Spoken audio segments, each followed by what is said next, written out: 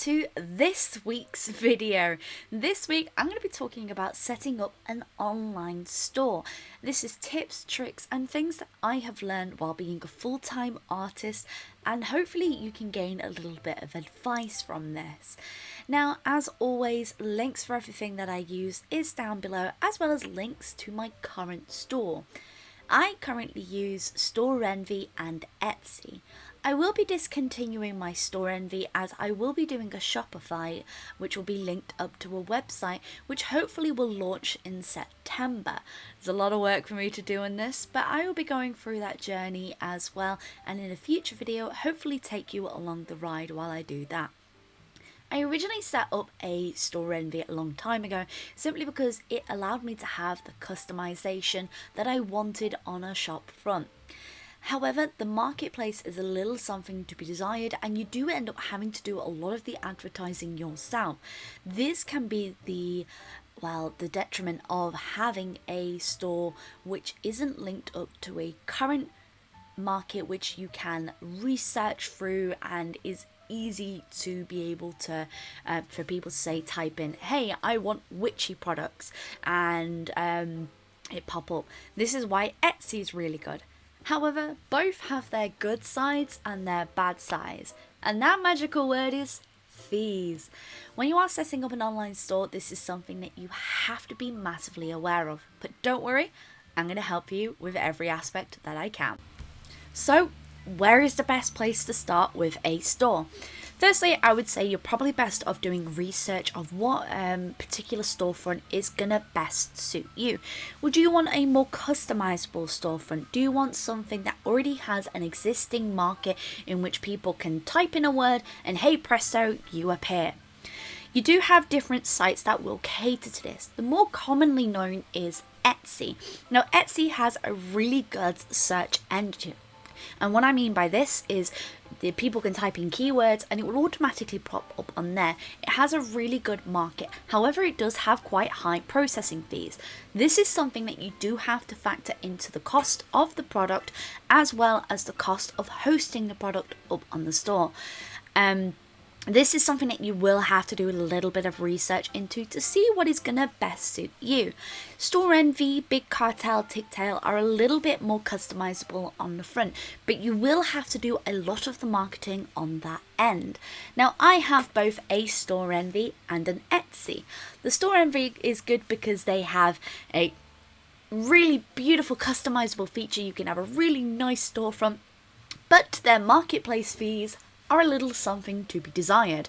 For example, I had a £15 order that popped through the other day, which is around about a $20 order, and that was including shipping, and Store Envy took the entirety of the shipping away from that order, which means that then you are profiting at a loss to be able to send that product out. This is why you have to factor in the cost, and every time they have improvements up on their fees that they have up on their store hosting, especially up on the marketplaces, you have to factor that into your costs as well. It's a lot of research and it is very painstaking, but the best thing to do actually is to look at what sites your favorite artists currently use. I like to have both a customizable storefront and a storefront on an already existing place like Etsy. So that's why I have the two. I will be discontinuing my Store Envy, and I will be favouring that for a website with an integrated storefront. This is because as a business and as an artist, I have grown to the point of where I feel like a website would be best to integrate this. Plus, it looks a little bit more professional to have a shopfront integrated into a website as well. I like Etsy because it has a really good search engine up on there, and you can optimize it so that key search words can be put up in there, so that a product will pop up in that sort of aspect. It makes your life a lot easier, but you have to do your research. You don't want to profit at a loss, especially when it comes to a product. There are highs and lows for a lot of different things, and I will say it is best for you to research them. Next, it's time to think about the stock that you are going to be making. Are you a print at home person? Will you be using your own printer and your own paper and ink to be able to print the product? This can be quite a high upfront cost for a business. So a lot of businesses tend to outsource printing products. For example, I print all my own prints, but if I'm going to be doing a big batch order, or if I need to print a big batch amount of prints, for example, when I'm doing my Kickstarter, I actually outsource all the printing, simply because it's more profitable and more beneficial to send it off for a professional printer to print thousands of copies of one print than it is for me to print 30 or 40 at home on my own.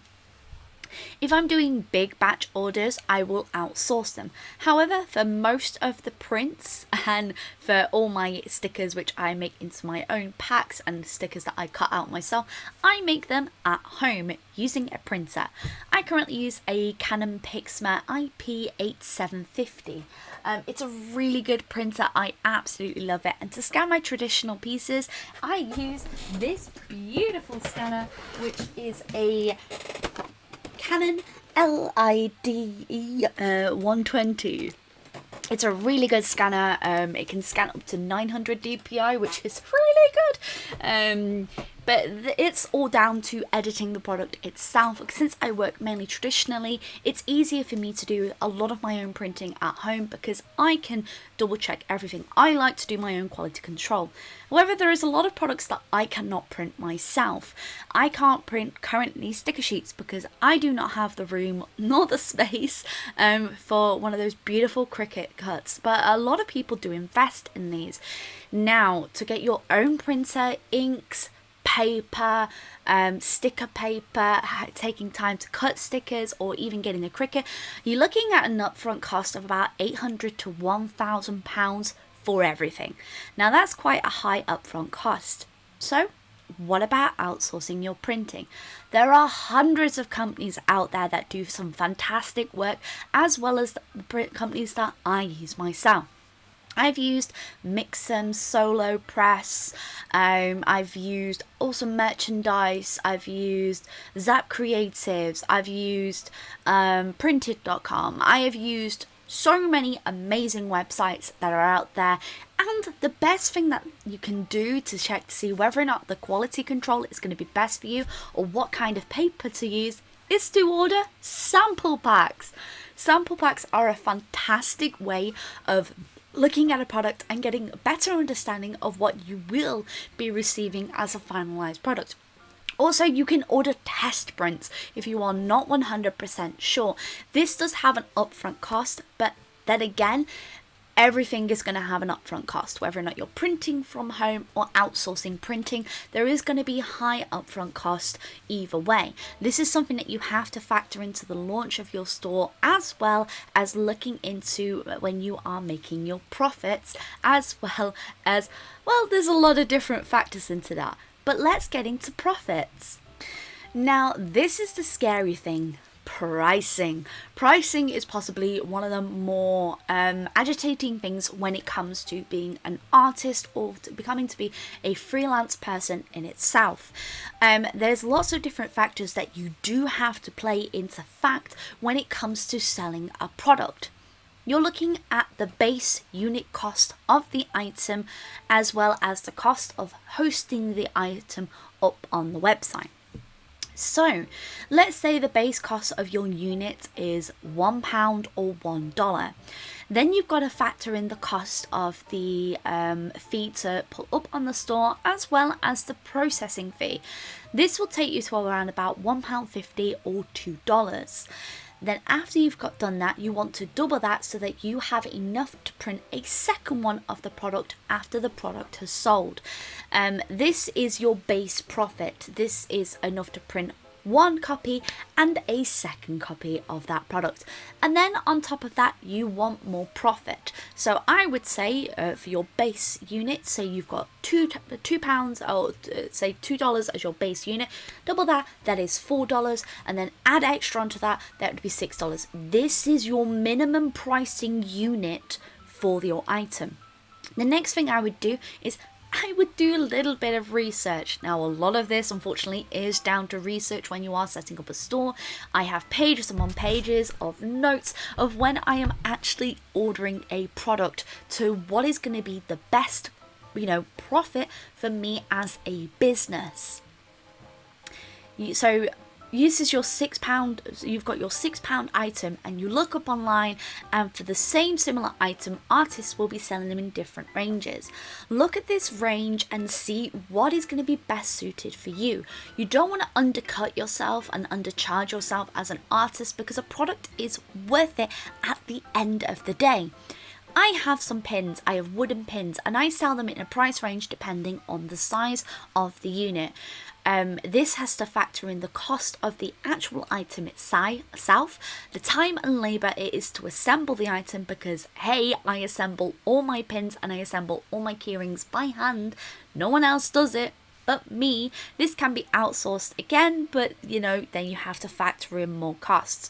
And then there's the costs of the actual pin backs themselves, and the glue, and the time and the effort that it takes to make one product.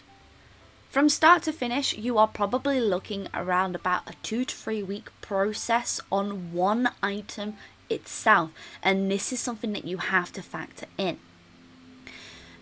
Well, what happens if you make a loss on that unit?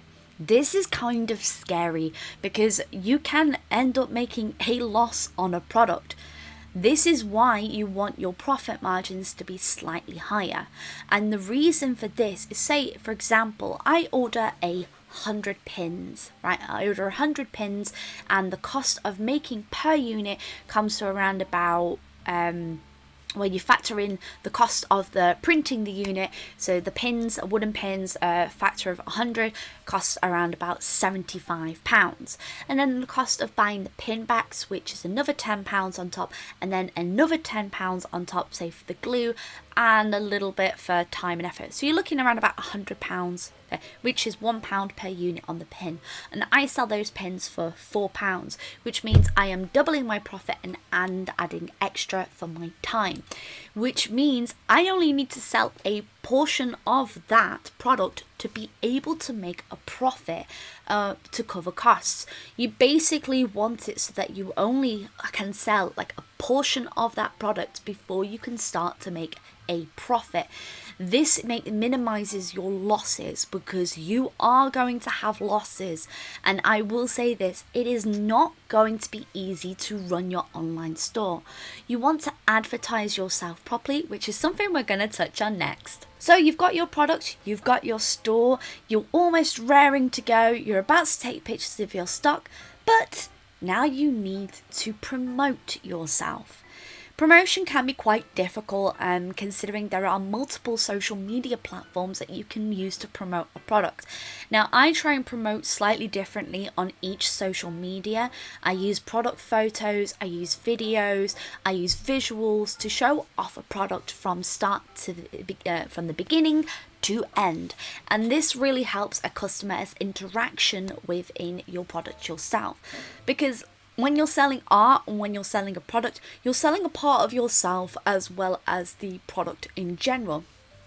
It's really difficult to think of, but coming from a sales background, and I have worked in sales, I've worked in retail, so I have a better understanding of when it comes to working with a customer in general. I would say my years in retail really helped me come to understand when it came to selling my own product myself. It really is, you have to get yourself in a business mindset. TikTok is a current rising platform that a lot of small businesses are using to show off a product and the behind the scenes. There's a lot of YouTubers now, YouTube artists, who show the behind the scenes of what it's like to work full time as a freelance artist. This is all media that you can be drinking in and helping yourself and uplifting yourself as a small business.